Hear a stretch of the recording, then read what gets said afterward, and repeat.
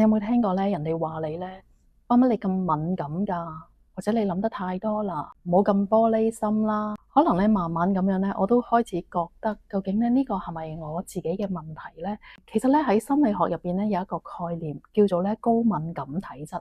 有冇聽過？即係話你叫高敏兒啊，即係對外邊嘅聲音啊，或者咧外邊嘅人嘅反應咧係特別敏感噶。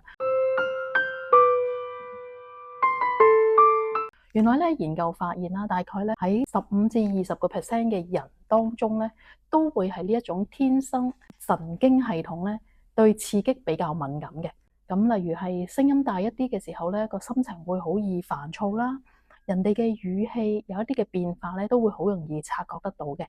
或者咧周圍嘅氣氛有啲唔妥咧，都會好快感受到。其實咧呢個唔係我哋嘅性格缺陷。想講俾大家聽咧，呢個只不過係我哋一啲嘅神經嘅特質嚟嘅啫。咁有時候亦都係可能係我哋嘅性格所影響到啦。咁所以咧，今日咧好想去分享4件事，就係咧將我哋嘅高敏呢一種特質變成我哋嘅優勢。第一件事啦，就係分清感覺同埋事實。咁咧，高敏嘅人咧係大腦容易跌入一種叫做深度處理嘅模式啦。好簡單咁樣講，就係你會諗得比人哋咧去深入好多嘅。咁例如就係話，老闆同你開會嘅時候，可能咧佢皺一皺眉頭喎，咁同事都冇乜反應，但係你個心入邊就即刻諗，係咪我講錯嘢咧？係咪我做得唔夠好咧？咁呢個時候咧，第一件事，你去問一問，究竟剛才我呢個諗法係我嘅感覺啊，定係真實實際發生嘅咧？係唔係同一件事咧？其實係分開嘅喎，感覺係真嘅，咁咧，但係佢唔代表咧嗰個係事實嚟嘅。所以咧，去幫自己咧去區分，即係話咧，如果係剛才嘅場景，老闆只係個事實係皺一皺眉頭啫，唔係我心入邊所諗嘅咁多，佢中唔中意啊？係咪我做錯嘢啊？呢啲係我嘅想法。所以咧，將佢劃分清，咁自然咧，我就唔會咁容易跌落去我自己所諗到嗰啲嘅情緒入邊啦。咁第二件咧，就係設定一個情緒界線。嗱，心理學有個概念啦，就叫做情緒界線或者咧健康嘅邊界。咁意思就係你能夠分清楚邊啲情緒係你自己，邊啲唔係。咁咧，高敏感嘅人咧，好容易咧就係吸收咗人哋嘅情緒。例如你嘅朋友失戀啦，揾你傾偈喎。咁但係傾完偈之後咧，可能你會更加比佢更加痛苦，更加難過。又或者啦，喺 office 入邊做嘢啦，個氣氛好緊張，而你翻到屋企之後咧，將呢一啲 office 喺辦公室嘅情緒咧帶到翻屋企，你仍然感覺到自己咧好壓抑啦，好緊張。咁呢一個咧唔係你嘅脆弱，你唔好指責自己先。只不過咧，你嘅共感能力咧好強。咁如果你冇呢個界線嘅時候咧，你可能會長期過於叫超載，你會好感覺到你內在咧好難承受，並且咧你會覺得好大壓力啦，好攰，好辛苦。所以咧你要練習一句說話，就係同自己講：我理解對方嘅感受，但呢個唔係我嘅責任，我唔需要咧為佢去負責。俾自己知道呢個唔係冷漠，係更加成熟。其實咧高敏感啦，或者你對於周圍嘅環境咧係比較容易感受到對方嘅情緒咧，係一個好大嘅優勢。因為咧你可以做一啲咧，例如去關心別人啦，去安撫別人嘅一個角色。咁但係咧，當你識得好好咁樣保護自己咧，咁你可以行得更加遠。咁咧其實咧好多高敏感嘅人咧，佢都會同我講就話：我知道自己好敏感，但係咧我好似控制唔到咁樣。其實呢個咧唔係我哋嘅意志力，或者咧係我哋個人嘅問題，只不過咧係我哋嘅習慣、我哋個腦啦、思維模式，甚至係我哋嘅潛意識影響住我哋。我就設計咗啦一個14日嘅停止內耗計劃。我希望咧可以透過一步一步咁樣，由感性嘅方式去處理、去理解我哋自己之餘，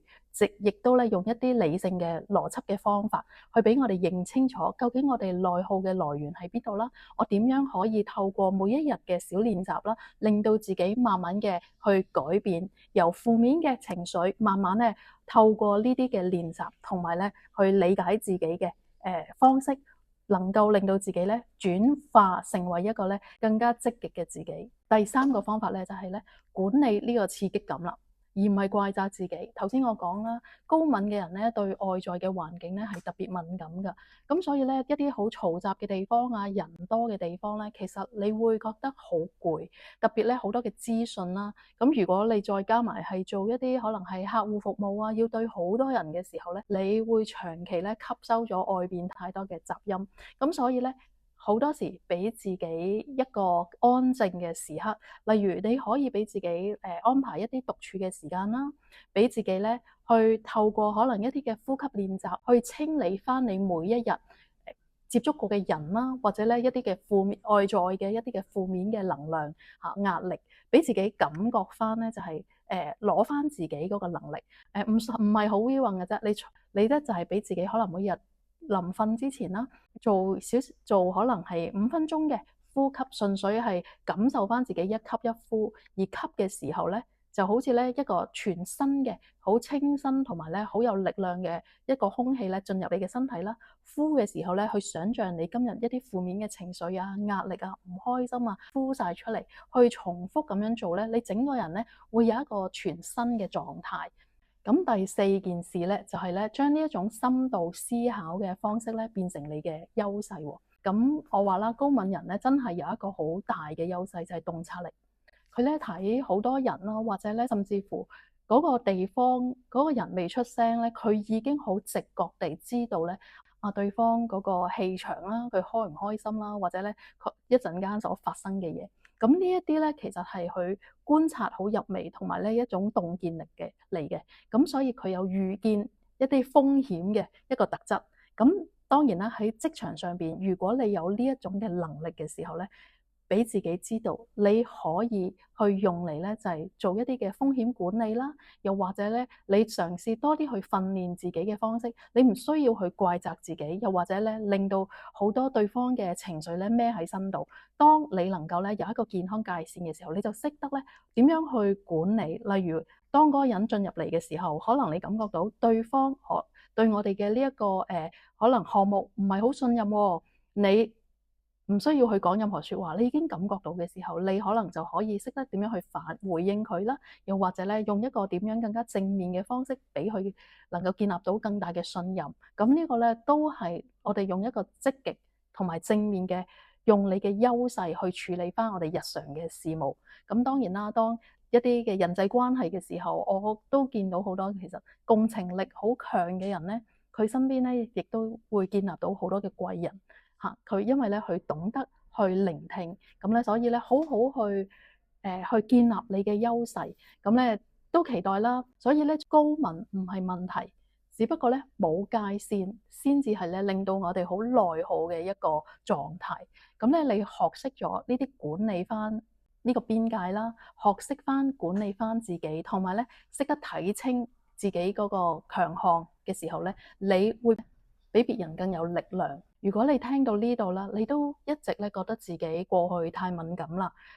又或者咧你成日都會批評自己呢個狀態咧，我想你停一停，去嘗試俾自己咧有系統咁樣去練習，例如可以去參加我哋嘅14日停止內耗嘅計劃啦，佢係一個網上課程，所以咧你隨時可以參加，亦都可以按住你自己嘅作息嘅時間咧，每一日去聽，每一日只需要15至20分鐘。我希望咧可以透過一個感性加理性嘅理論啦，去幫助大家慢慢嘅去處理翻你內在內耗嘅嗰個原因啦，潛意識嘅負面嘅信念嘅來源啦，並且可以一步步咁樣建立翻對自己嘅信任。同埋咧正面嘅積極嘅一個狀態，